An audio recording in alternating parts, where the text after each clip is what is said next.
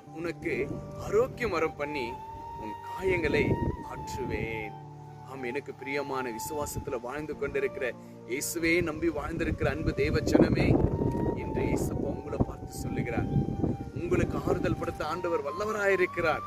ஆமா, என்னால நடக்க முடியல, எனக்கு பார்வை போயிடுச்சு, என் காது கேட்கல, என் கேன்சர், எனக்கு தோல் பிரச்சனை, இப்படி அநேக வியாதிகள், ஆஸ்மா, அலர்ஜி, இப்படி அநேக சூழ்நிலைகள், என் காலெல்லாம் வீங்கி கிடக்கிறது, என் மூஞ்செல்லாம் வீங்கி கிடக்கிறது, என்னால போக முடியல, நடக்க முடியல, எதையும் சரியா சாப்பிட முடியல, யாரிடமும் சரியா பேச முடியல என்று கலங்கிட்டு இருக்கிறீங்களா?